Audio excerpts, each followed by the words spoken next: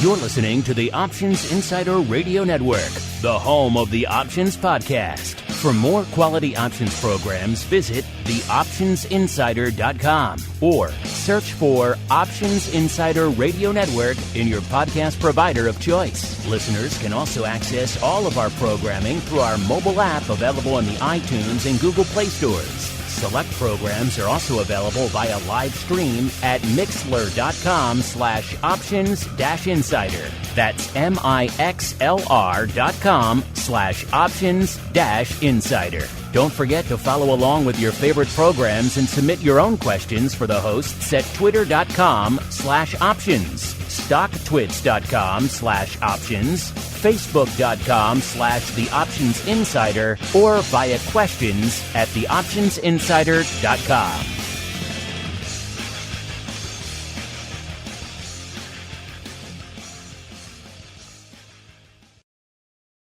Gold, crude oil, corn, soybeans, and more.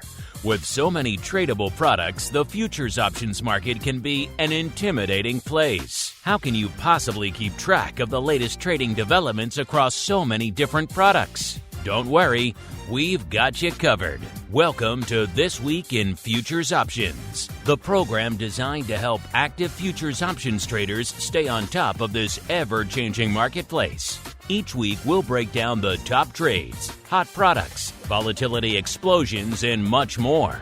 This Week in Futures Options streams live, so be sure to check out our live stream via the Mixlr app. That's MIXLR. Or join our live chat room at mixlr.com/options-insider. Whether you're an experienced veteran or a newcomer looking to separate the wheat from the lean hogs, This Week in Futures Options has the information you can't find anywhere else.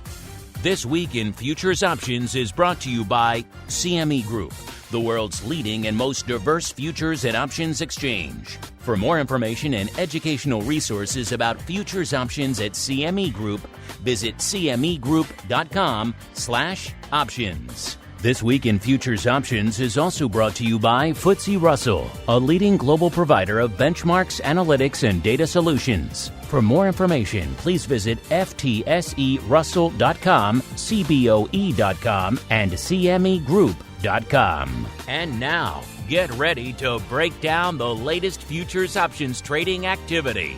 It's time for This Week in Futures Options.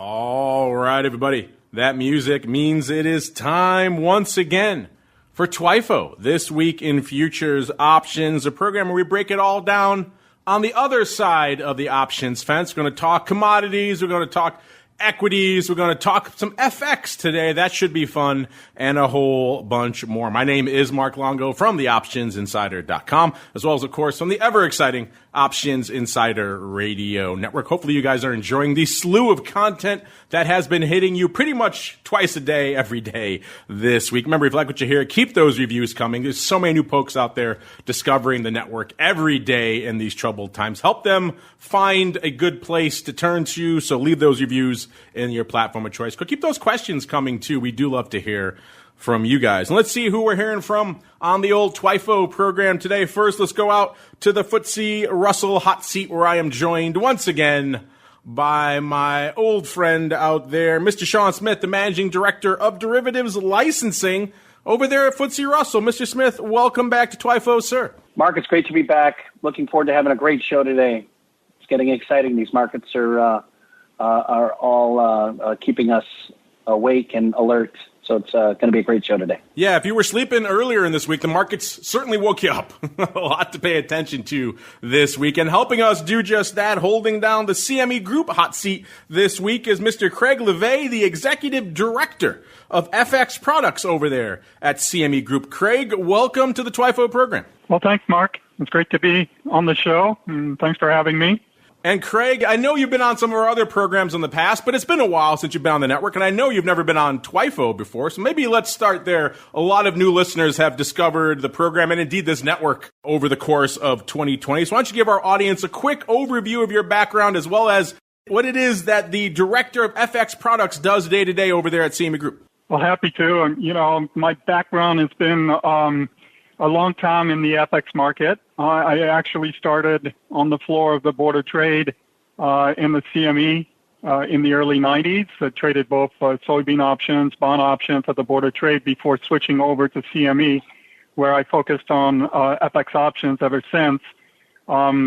Following, being on the floor for about 5 years, I went upstairs with a couple of different banks for a period of 15 years where I traded OTC FX options and advised clients on strategies. And then I decided to join the CME group, the FX team on the CME group, and I was responsible for managing the FX options product line ever since. So it's been long career in FX options, actually. All right, I'm looking forward to diving into FX options. Don't get a chance to talk about them all the time here on TWIFO, so that should be fun. But before we do that, let's kick it off the way we always do with the movers and shakers.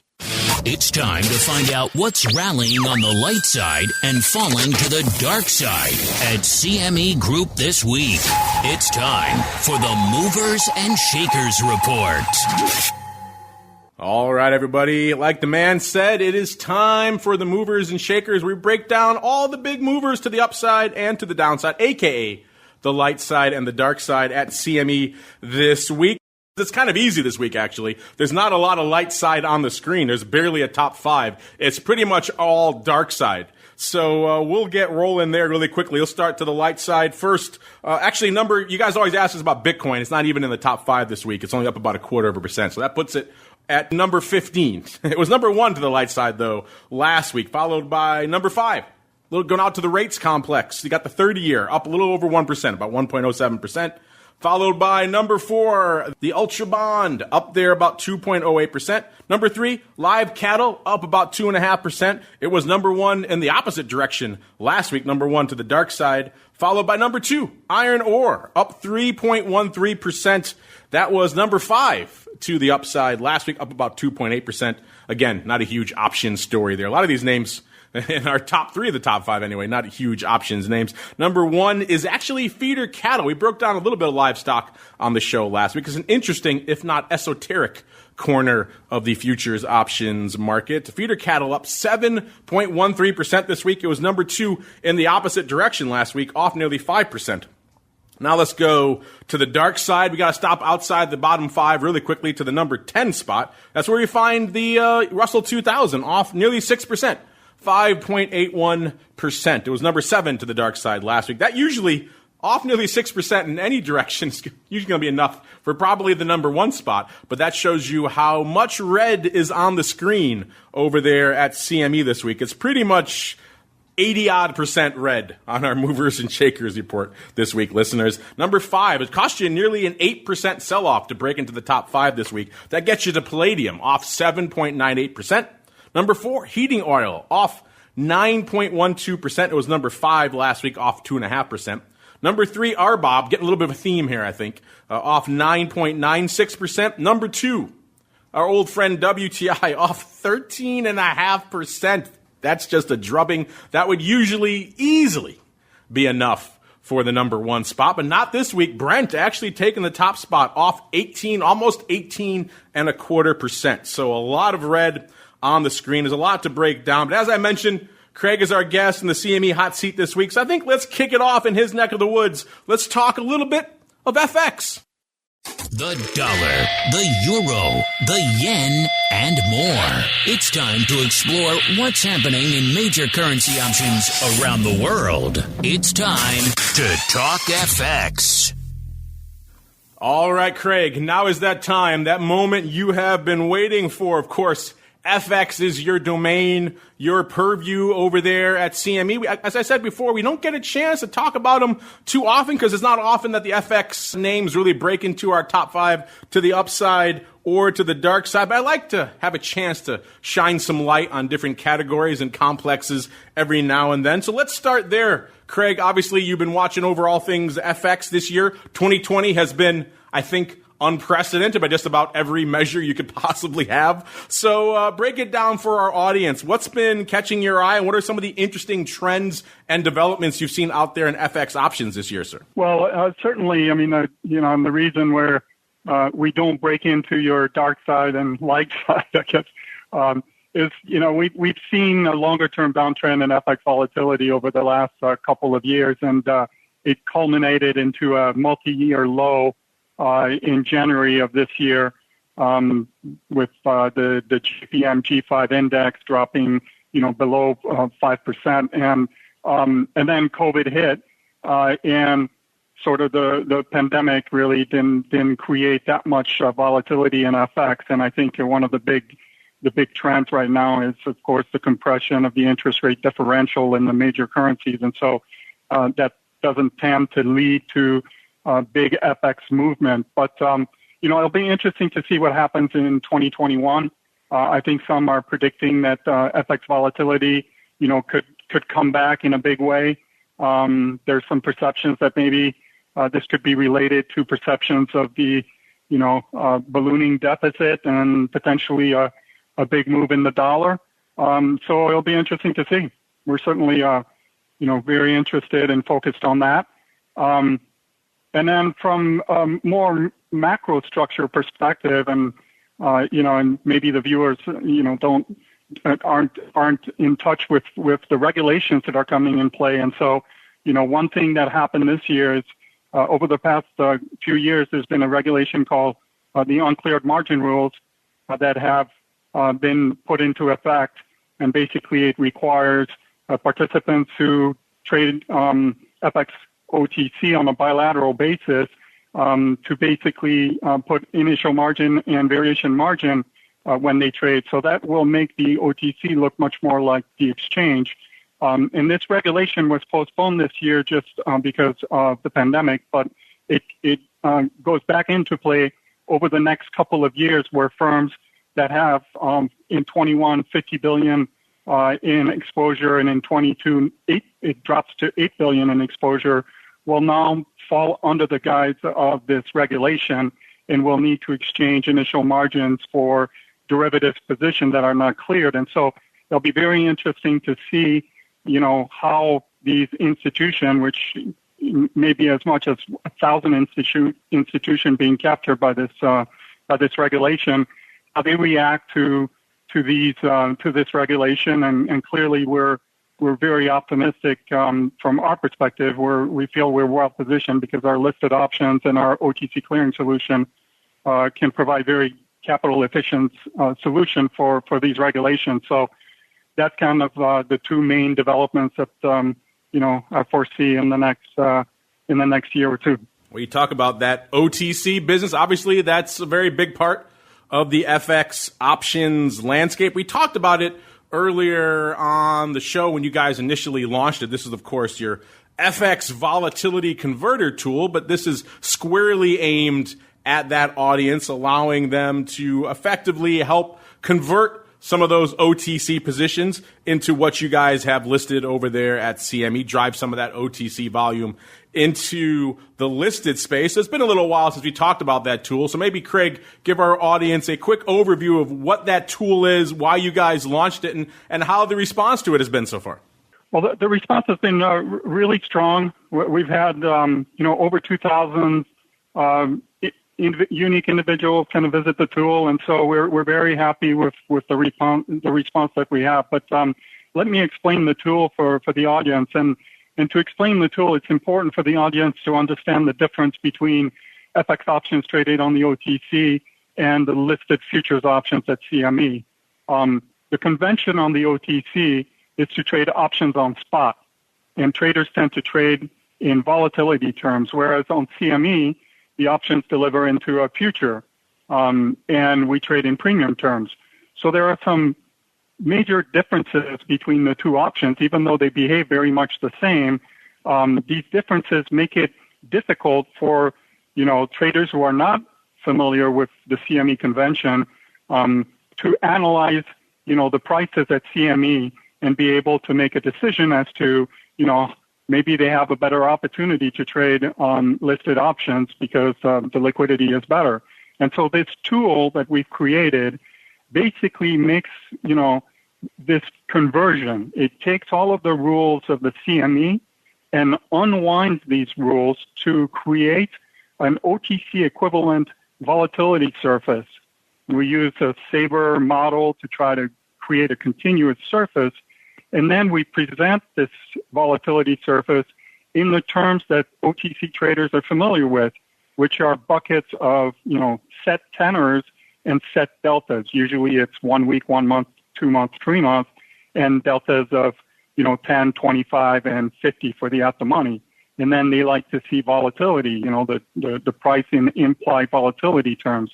And so we do all these calculations, and we take snapshots of the thousands of prices that are being streamed on all of our strikes and dates, and we create this surface, and we then present it in a very condensed format that OTC traders are familiar with. And so it makes it a whole lot easier for these participants to look at our prices and find opportunities that they, wouldn't be able to seek before.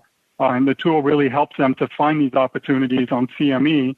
And so we're very excited about the tool. We think it provides, a great transparency between the two markets, which will allow these participants to optimize their execution and hopefully trade more CME options. Well, CME certainly has a history of creating tools that people get excited about. The FedWatch comes to mind. A lot of our listeners like to use that tool. Maybe a little bit less now, not as much going on in FedWatch land as there was, but it was pretty hot and heavy there for a while. So these tools can certainly generate a lot of traction. How has the uptake been? Have you been seeing a lot of people using this tool so far, Craig? Yes. Again, we've seen, good flow to our website where we have the tool. It's free to access. Of course, on the website, it has, delayed market data, but you still get, very strong representation of the prices that are available on the CME. And, we have the same tool available via our CME Direct platform with, of course, live access. And so we've seen, a lot of participants, come back to the website or use the tool to inquire about the prices. And so we're very excited about the early uptake in terms of, the reception of the tool by the greater market. And Craig, since we have you on, since we're spotlighting FX a little bit, I thought we'd run down some FX options activity. I pulled up the Euro USD here. You think we should start there, or is another one you think we should start with this week, sir? No, Euro USD is a good place to start. With the elections coming up, it's definitely, the election sort of impact the greater dollar, but Euro being the main currency traded globally, I think it's a good cross to start with. Speaking of the election, have you seen any interesting developments or uptakes recently, maybe from a volatility or a volume or OI perspective, that maybe you could trace back to the election, driving a little bit of action, a little bit of paper there, Craig, in FX? Yeah, it's hard to say that, it's definitely created by the election, but we've seen some activity in some of our shorter dates, which, we've introduced a lot of Mondays, weekly Mondays, weekly Wednesdays, and Fridays to provide more flexibility for clients to trade these short date events. And, we've recently seen some sort of shorter dated action in Euro on the low delta puts, whether that's, in anticipation of the election, it's hard to tell. Obviously, I couldn't sort of make that clear connection, but it's been some good activity, and there's been some pickup in sort of this sort of trading, and it's been interesting to see, for instance, and I would basically tell the audience to go look at some of the tools that we have on our website, which basically, it helps you analyze some of the open interest, but also, the sort of the risk that is built into the event. So, for instance, yesterday I was looking at a tool we call the Event Volatility Calculator, and basically it uses options implied volatilities around the specific event. to calculate a forward volatility that is built into the event. So I plugged in, November 3 in the calculator for Euro USD, and basically it was interesting to see that the implied forward volatility for that period of time between our Monday expiry and our Wednesday expiry generates a 22% implied vol. So that is almost more than twice the volatility of the individual contracts, right? And so this kind of gives you a good indication of how traders are perceiving the event, how much risk they're building into the event. In this case, that 22% implied vol, translate into a potential range of about 270 ticks. And so, information like that can really help options traders, prepare for events and put together an appropriate hedging strategy. All right, let's see what action we're seeing out here in the Euro USD this week. Listeners, as always, you guys can follow along, generate your own reports completely for free. You know where to go, cmegroup.com/TWIFO, TWIFO, or /TWIO. If you want to get to exactly where we are, go to the FX category, select FX majors, and then Euro USD, and you'll be off to the races. Just like us here today. Coming into showtime, we're seeing about 49, almost 50,000 contracts on the tape out there in Euro USD. So a pretty active contract. Obviously, it's no Euro dollars, but it's also no lean hogs either. It falls somewhere in the middle out there. In terms of where the action is this week, it's out there in the DEES contract. Nearly half, 46.3% of the paper going up in that DEES contract. Let's look out here. Craig was talking about implied vol. Let's see what the implied vol is in the DEES contract for Euro USD. And coming into showtime, it's about an 8 1/3. By the way, I should mention that future of 1.16 out there. That puts it off about 0.02 out there. So ever so slightly, not quite 2%, about 1.7% decline on the week. So a little bit of move out there. But again, we have some big events on the horizon.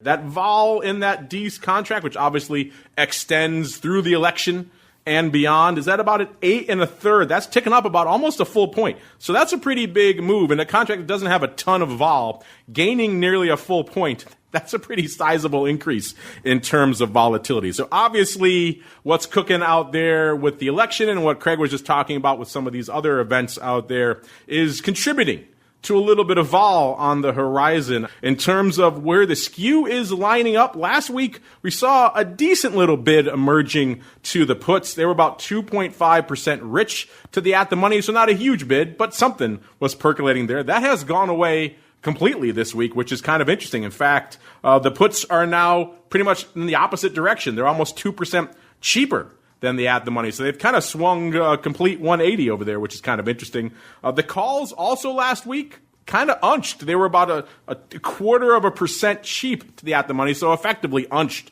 out there. So there wasn't a huge skew going on last week. The puts were pretty close to the at the money, and the calls were pretty much unched as well. That has changed this week as well. The calls are now about 4.1% rich. So again, maybe not surprising, that big move in vol obviously driving some of that change as well. But the calls making a pretty big swing, and the puts as well out there, which is kind of interesting. So calls bid and puts coming in pretty aggressively out here in December. Let's see if the options activity can back that up. And yeah, it was the 1.12 puts that were dominating the tape out here this week. Nearly 10% of the volume going up was in these puts, about almost just a tick under 5,000 contracts going up out there this week. The big day was actually Monday. Almost all of that paper went up on Monday, listeners, about 4,600 and change. So a lot of paper, pretty much all of that opening. So a lot of opening paper there on these puts. I'm going to go out on a limb and say maybe that was someone selling some of that, crushing some of that vol, obviously, because we saw those puts and that put wing come in substantially over the course of the week, and certainly post that trade. Outside of that trade, let's see what else was lighting up our tape out here. Let's go to the 1.17 puts. Obviously, some interesting strikes out here if you don't follow FX too regularly here, listeners. You saw those doing about 2,400 contracts again Monday, the big day with 1,100. So maybe some opportunities for some verticals or ratios there. The 1.12 and 1.17 puts, they went up not quite on a 3-to-1 or even a 4-to-1 ratio, but pretty close to it. That'd be a funky ratio if that was indeed the case. But both strikes and both options were opening there on Monday, which is kind of interesting. The 1.17 puts also traded more throughout the week. They did another 1,000 nearly on Tuesday as well. So interesting paper afoot. Let's look a little bit farther out to see if we can find any interesting. Sometimes with products like the energy products and indeed the metals, we often see some interesting outlier trades in the farther off months. Doesn't seem like that is the case here this week, but an interesting rundown nonetheless. Mr. Sean, I know when we first talked about this FX volatility converter tool back a month and change ago, you were pretty excited about it. You were lobbying hard behind the scenes to get Mr. Craig here on the program. So you have any questions for our guest in the CME Group hot seat this week, sir? I do. Craig, great to hear your voice. Great to be on the show with you. Welcome. I haven't seen you in quite some time, so I'm hoping you're well. It's just really fantastic to have you on the show, first of all. And I do Thanks, have Sean. a couple of questions. Oh, you're very welcome. And I look forward to seeing you after on the other side of this Absolutely. Corona stuff. I really look forward to seeing you again. So my two questions. One is a really interesting tool to be able to analyze using this volatility converter tool. Uncleared margin rules. So my first question is, what's the margin, the initial margin and variation margin difference between cleared and uncleared? I'm seeing that there's going to be a real gravitation towards using listed foreign exchange options clearly at CME Group going forward because of these rules. So it sounds to me like it would be just dramatically more expensive to continue to stay in the OTC space for these trades. That's my first question. And then my second question is back to the tool itself. I think you said that this is a tool that has a price delay, but if you were to use one of the conventions, one of the trading platforms, like I think you mentioned Liquidity Direct, is there an ability to use this volatility tool real time with any of the existing platforms at CME, or is it always just a delayed price? So those are my two questions: uncleared versus cleared, and then the tool itself. Well, thanks, Sean. I appreciate it. Let me start with the second one first. Yes, we have a platform called CME Direct, where the tool is actually available within CME Direct in a live fashion. So it's basically instantaneous pricing that you can track. And, of course, the tool itself, and we've had a lot of feedback from clients saying, why don't you turn the tool into an execution facility? And maybe this is something we work on in the future, but it's really strictly an information tool at this stage. But then once you get the information, if you're already within CME Direct, you just, use CME Direct to actually, trade on the strategy that you just analyzed.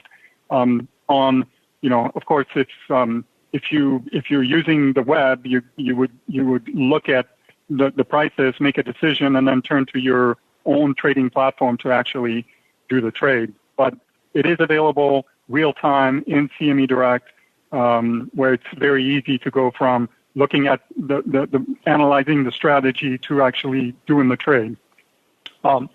In terms of the uncleared margin rule, the big difference is that for years, the OTC didn't require any initial margin or variation margin for most participants, right? Everyone traded on credit.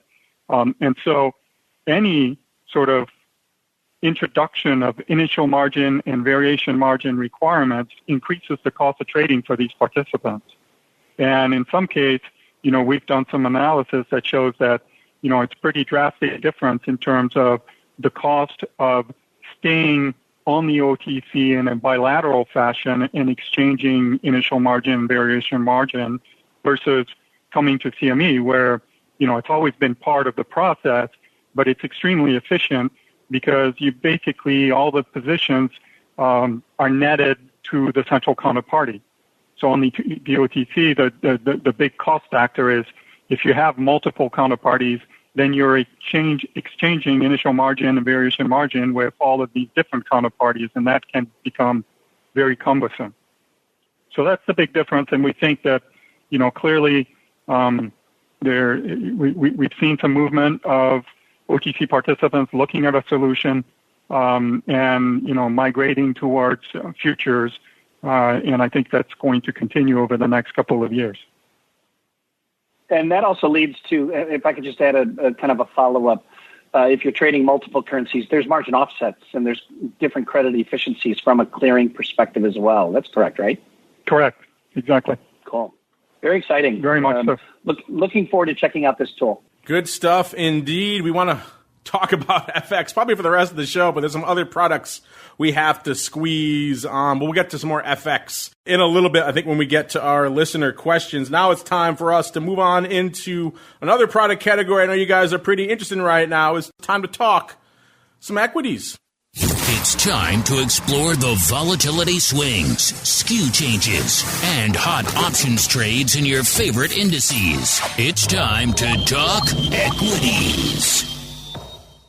All right. Welcome to Equities, listeners, the portion of the program where we break down all the options action in things like small cap and break down all the vol and movement across your favorite indices out there as well. Let's set the table. Obviously, a lot of vol on the screen this week. Of course, the election is looming next week. Stay tuned for a big election night special coming up. Obviously, next Tuesday night should be a fun one out there. But of course, hot on the heels of some large sell-offs this week as well. A little bit of a rally on the screen today, but we had some vol creeping back in, or should I say really exploding back in there earlier this week. As of a few minutes ago there, we saw RVX threatening a 41 at about a 40.87. That puts it up about 7.5 handles. Yes, that's a lot of juice, listeners. 7.5 handles in the old VIX of the Russell 2000. A VIX itself coming into show was at about 36 and about a quarter or so. That puts it up 8, not quite 9 handles, but about 8 3/4 handles from where it was this time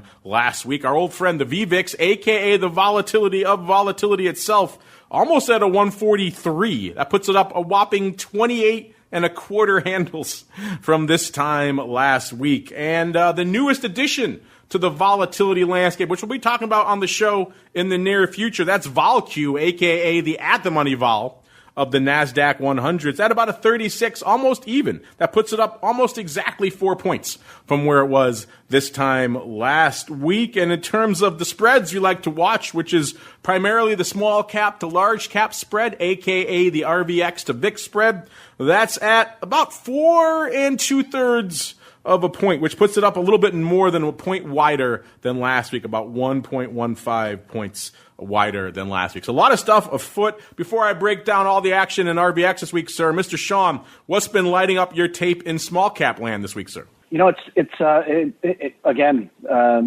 Thursday. You'd think it was Friday. With the excitement of this week of market volatility and movement.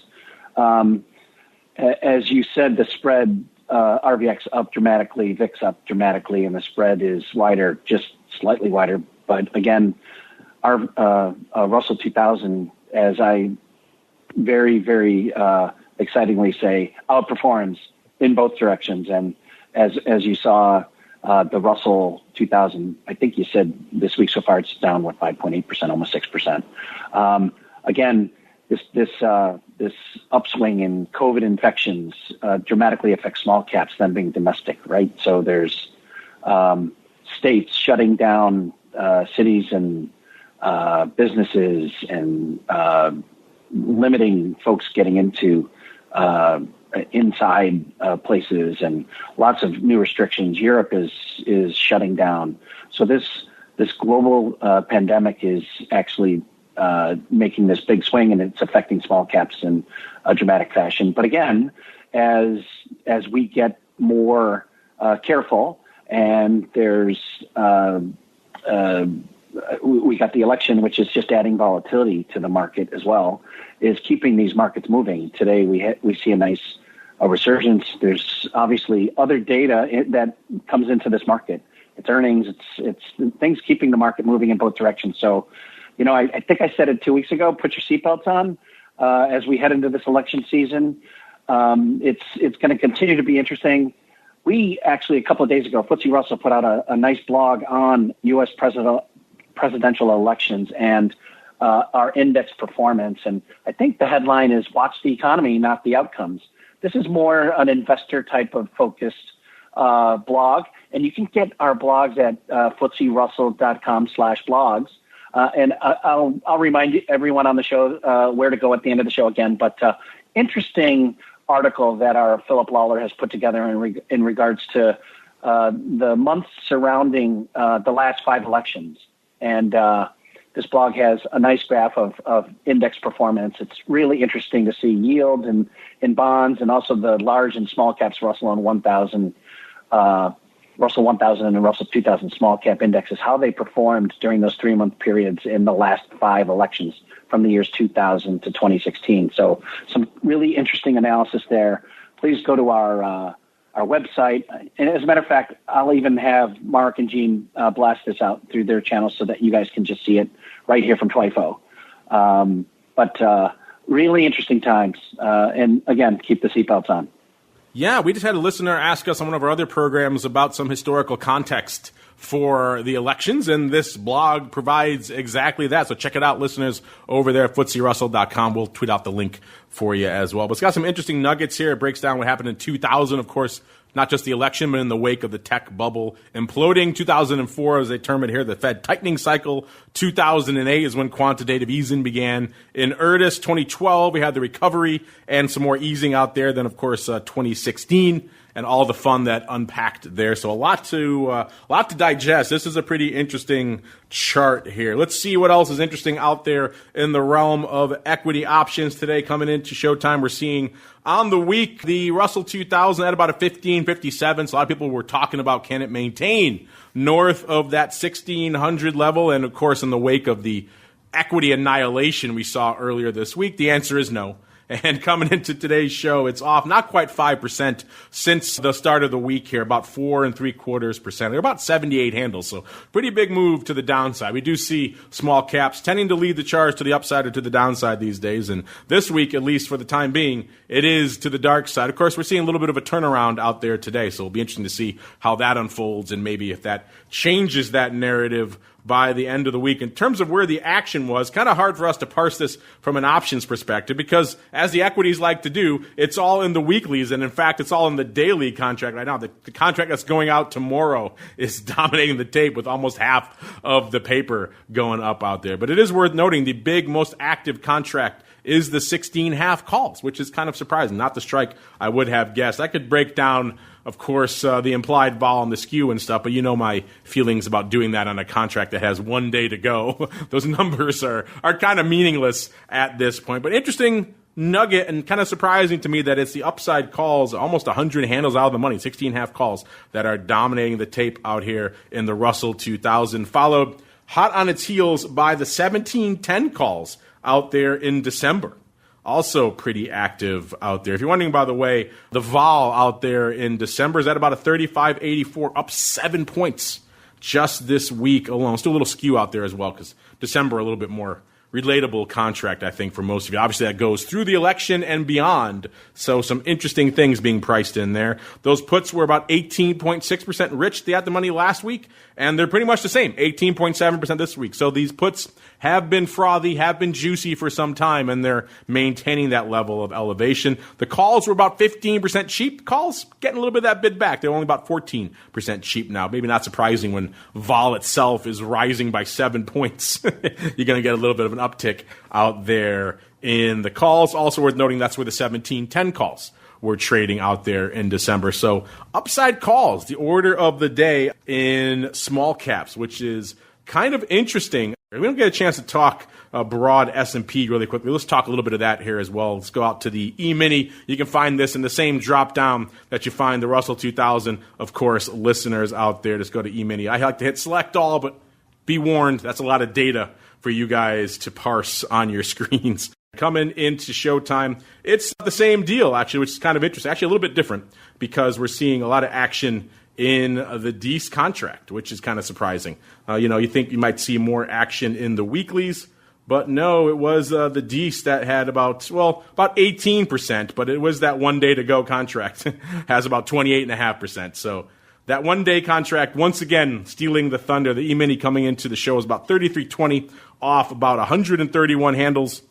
actually exactly, which is kind of interesting. That's nearly 3.8%. And the lion's share of the paper are the 3,200 puts. So slightly out of the money puts with 1 day to go, doing about 46,000 contracts out here this week. So that's kind of where the action is across the equities. We touched on it earlier, though, in our movers and shakers before we get some of your questions. Energy is pretty much dominating the tape out there to the dark side this week, listeners. We haven't had a chance to talk about energy. Usually it's a pretty frequent staple here on the program, but the last few episodes we've been waylaid by other products taking center stage. So I know a lot of you guys like to get your energy fix, particularly WTI. We'll do that now. It's time to tap into the deep options well of black gold, Texas tea, nat gas, and more. It's time to talk energy. Of course, you guys know where to go. Go to that drop down, go to energy, select WTI, and then you're off to the races out there. Like we said, an active week here for WTI. Since the beginning of the week, it's off another 3.5 handles or 8.88%. So a rough week here in WTI. We've been saying for a while the options paper seems to be fading any move or any sustained activity north of the 40 handle, and that pretty much has proved to be prescient because we've been south of 40 now for a while out here. Let's see. Coming into the show right now, it's the DEES contract where the lion's share of the action is nearly 60% of the paper, 57.8. That's a pretty strong aggregation. If you're wondering, by the way, they're closing in on 600,000 contracts out there in WTI this week. So a pretty active week. And the vol in that DEES contract up a whopping 17 points, listeners. It's over a 60 volatility right now in WTI, 60.61.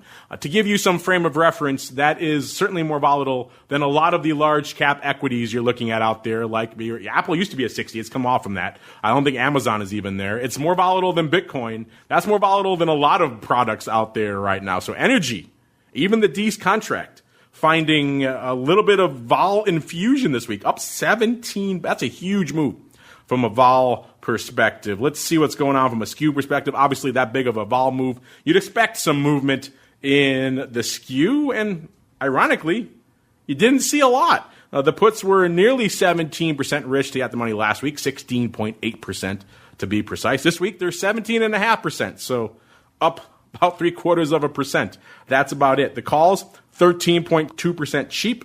This week, 12.6% cheap. So the calls a little bit less cheap, puts a little bit more bid.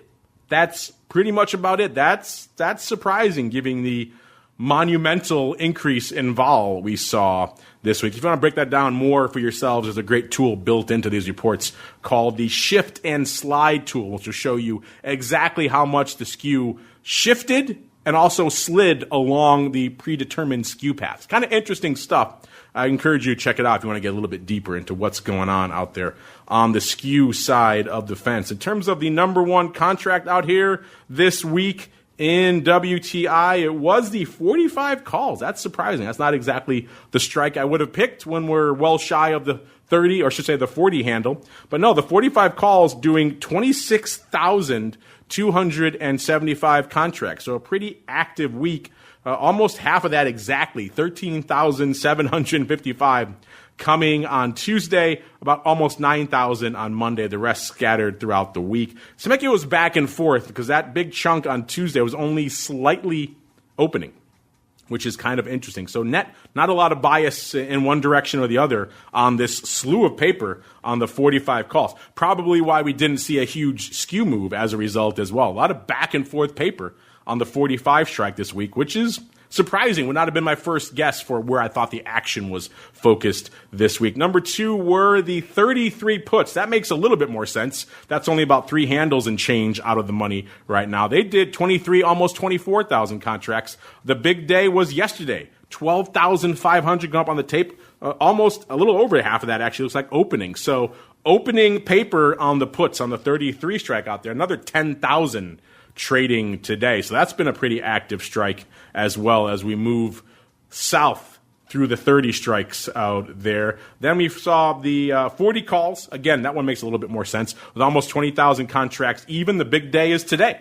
8,200. The rest kind of scattered throughout the week. Again, similar story. Obviously, we don't know today's OI change, but the rest of the week, a lot of back and forth on this strike as well. No real net movement from an OI perspective. Again, probably why we didn't see a huge swing in the call skew this week. And then number 4 were the 36 puts, doing about 19,001 exactly. And that makes sense as well, because that's pretty much the at-the-money put. The big day was yesterday for those, about 10,200, going up over half of those opening. So opening on the put side, yet not enough to really translate into a big change in the skew. We saw the puts get bid up about 0.75 of a point. Of course, some of that's going to get just washed out by the huge increase in vol out there as well. But interesting stuff nonetheless out here in all things WTI. We can spend more time on energy, but I want to make sure we get to some of you guys here on the program. So without further ado, it is time for your futures options feedback. It's time for your questions, comments, and insights. It's time for Futures Options Feedback. Submit your questions at twitter.com/options, facebook.com/The Options Insider, stocktwits.com/Options Insider, or via questions at theoptionsinsider.com. You can also submit your feedback via our Options Insider Radio Network mobile app, available for iOS, Android, and Kindle Fire devices. You can even ask your questions live every Friday at 3 p.m. Central via our Mixlr chat room. So grab the Mixlr app or just search for Options Insider at Mixlr.com. That's MIXLR.com.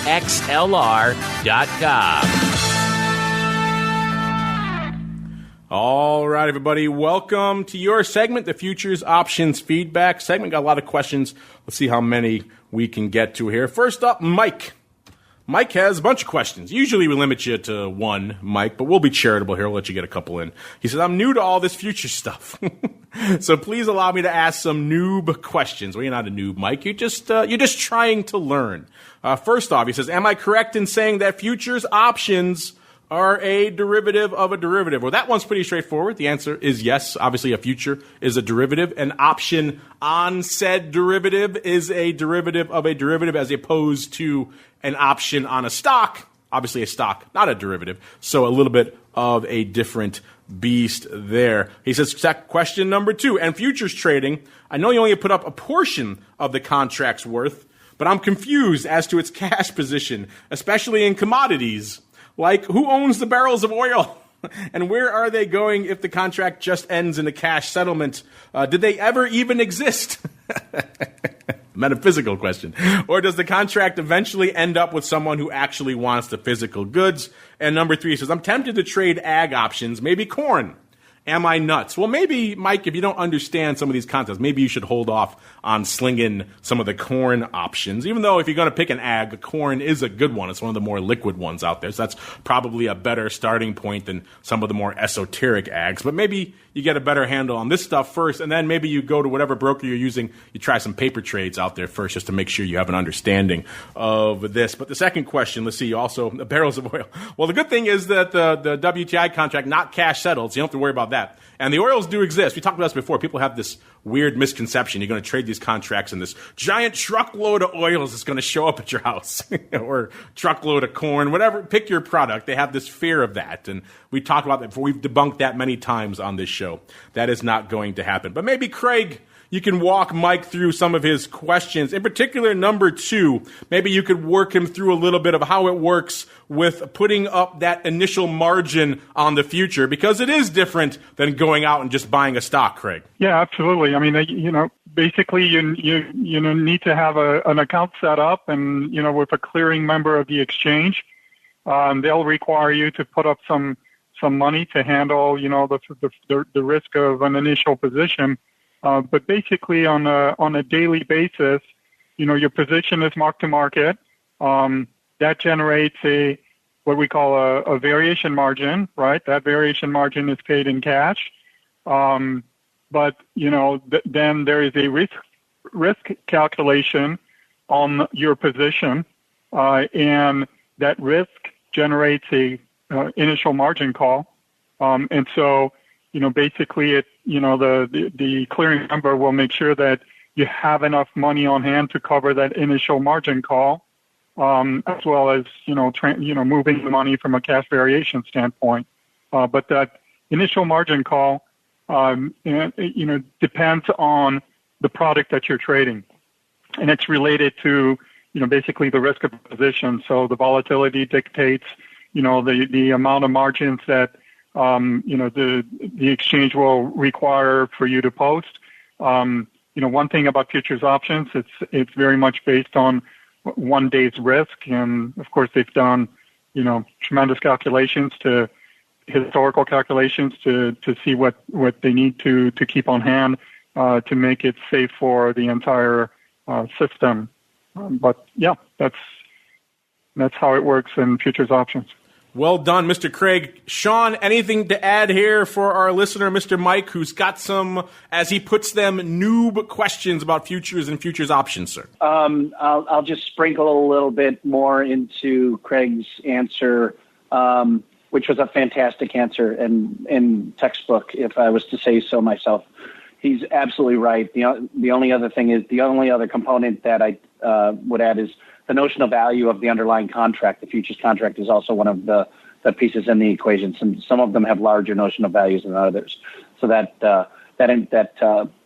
is also part of the equation. Now, on the cash side of the trade, if you're trading stocks, you have to think about it's a different regulator. Number one, it's the SEC versus the regulator in the futures world, which is the CFTC. SEC has what's called Reg T, which is a margin requirement, which is if you're trading stocks, you have to put up 50% of the notional value of the stock trade as margin, rather than a small percentage of the trade that you see in that's required in the futures industry. So there's definitely a different cash requirement, SEC regulated product versus CFTC regulated product. There you go, Mike. Hopefully that helps you talk you off the ledge a little bit. If you still have questions, hit us up. We've talked about that many times, the whole myth of the truck showing up to your house. You don't have to worry about that. But still, it persists. It's very persistent out there, that myth. So good stuff. Yeah, maybe if you're interested in ag options, you check out corn. Go to your broker, maybe do some paper trades first, get a feel for how it trades, the liquidity. Make sure you have a handle on all these very basic concepts we just talked about, and then maybe slowly but surely you can start diving into those waters. Well, Craig, actually, this is good timing to have you on the show. We don't get a ton of FX options questions, but we got one here from Junebug. This is right up your alley. Junebug wants to know, what would you recommend as the starting pair for equity options traders looking to try their hands at FX options? Great program.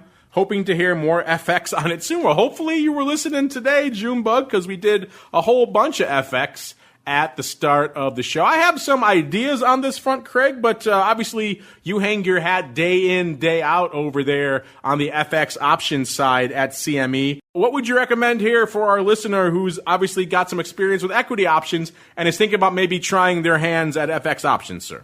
Well, I think I would recommend looking for, the most liquid currency pair at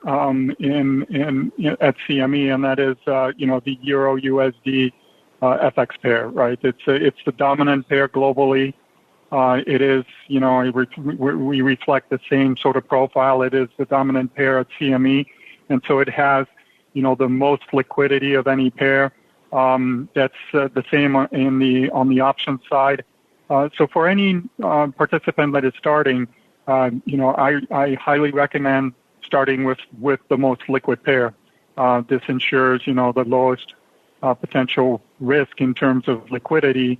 Of course, sometimes there isn't much going on in a particular currency pair, so some pairs are more in play than others. So it's important to kind of keep your eye open. For the most part, all pairs are very liquid at CME, particularly the G5 currency pairs and the options associated with the G5 currency pairs, and that would be Euro, Yen, Sterling, Aussie, and Canadian dollar. So all of these have, really good liquidity. But as a first, dip your toe in the pool kind of move, I would go with Euro. You took the words right out of my mouth, sir. Euro USD, a great starting point. Obviously, I'm assuming you're based here in the U.S., Junebug, so the dollar is a no-brainer. You got to be dollar denominated. And then, of course, what other currency is probably the most watched, most tracked in relation to the dollar? Craig just nailed it. It is the euro. So that Euro USD pair makes the most sense from an options volume perspective. It certainly is up there as well. So you have a little bit easier time finding some liquidity. Get a sense. Same thing I said to our listener there, Mike, as well. Maybe if you're still a little bit new to FX, maybe you do some paper trades first, get a sense for how these products flow, because the skew is going to be different than equity options. The volatility is obviously going to be different than equity options. The paper flow, all these things maybe you become accustomed to in trading. I'm not sure what you're trading in the equities. Could be indices, could be large names, whichever one you're trading. It's going to be very different in FX. So probably develop a little bit of a feel for it first, and then you dive in with maybe some small contract trades, and you get going from there. But this is an interesting time, certainly, to be exploring FX. Of course, we have not just a big event coming up next week, but there, as Craig mentioned, there are other developments on the horizon stretching into 2021 that should make FX more interesting in the years and months to come. Unfortunately, that music means we've come to the end of this episode of TWIFO. I want to thank our guest out there in the CME hot seat, Mr. Craig LeVeille. And Craig, as we kind of just discussed, there are some interesting things afoot in the world of FX. So maybe, like our listener Junebug, if they want more information on FX, or maybe they want to learn more about your volatility converter tool, where should they go? What should they do, Craig? Well, they can certainly go to our website, cmegroup.com, and I just recommend going to the search button and just typing vol space converter, and it will direct them, pop them right into a vol converter page. And on the page there is all kinds of information about how the tool has been built, the science behind it, if you will, and actually the tool itself is displayed, and they can play with it and see. You know, again, it's 15-minute delayed market data, but it is fully functional. There you go. Check it out. You know where to go. CMEgroup.com is the place to go. You can search right on into the FX and get all that good data, links to the tools, and all that good stuff, and a lot more. And Mr. Sean, same question for you. If folks are interested, maybe they want to check out that study you guys just put out looking at the different historical election periods, how they've impacted equity volatility. Maybe they have other questions. Maybe they want to check out some of the webinars you guys just did. Where should they go? What should they do, Mr. Smith? Thanks, Mark. Just quickly, Craig, great to have you on the show. Fantastic presentation. I am going to be looking at that vol converter tool and checking it out, and you can count on that. And again, thanks for diving into FX with us today. FTSERussell.com/blogs for that election analysis that our Philip Lawler did. It's a fantastic look at the last 5 elections. And if you go to FTSERussell.com/webinars, we just last week did a fantastic webinar, What's Driving U.S. Equities. We had experts from FTSE Russell. We had Tim McCourt, someone who is near and dear to Craig's heart, and colleague, and a fantastic lady from iShares to do analysis on large caps versus small caps in the recent volatility in the markets and in the outperformance of the U.S. equities to date. So a fantastic webinar that you can easily find at FTSERussell.com/webinars. And again, you can always come to me, smith@FTSERussell.com. I'm happy to send you the link. You can get it from Mark here. Mark, I also wanted to just let you know I'll be seeing you Tuesday, right? That's the plan for our big election night extravaganza. Should be a fun time, Mr. Smith. That kicks off at about roughly, I think we're planning 6 p.m. Central here, and it'll go on through to some unspecified time. You know, we'll see if a lot of things are popping off in the markets and a lot of things are happening. We'll certainly stay on for a while. If things seem like they're pretty much determined and not as much developing in the markets, maybe we won't go as long. We'll decide on the fly, but it should be fun. We'll have Sean joining us and a whole host of other compatriots from the network and indeed beyond throughout that special. So it should be fun. Clear your calendars. Election night. Don't worry, we're not going to get political, any sort of this candidate is great, this candidate is bad. It's going to look at the impact of the returns on what's going on in the marketplace. I look forward to seeing you there, Sean. I'll also look forward to seeing all of our listeners there as well. And on behalf of Sean and Craig and the rest of our friends over there at CME, and indeed myself, I want to thank all of you out there for downloading, streaming, subscribing, for sending in such great questions. Keep them coming. And we'll see you back here tomorrow for Volatility Views at noon Central, 1 p.m. Eastern. Then it all kicks off again on Monday. As Sean just mentioned, Tuesday we got the extra special election coverage coming up. That should be fun. And then we go all the way through to Thursday and another episode of This Week in Futures Options.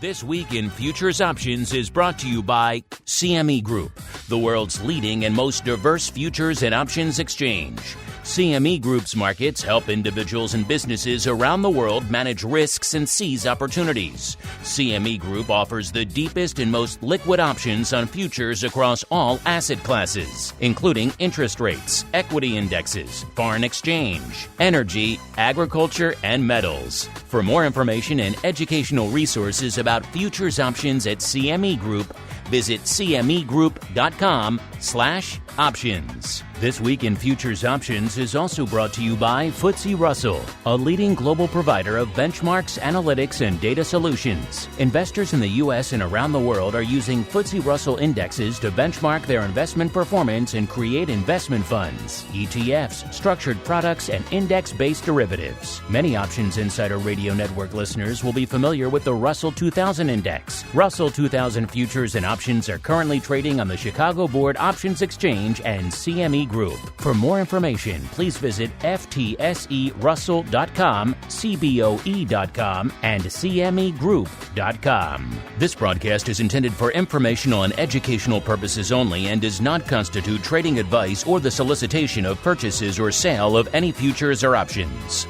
The rulebook of the applicable exchange should be consulted as the authoritative source on all current contract specifications.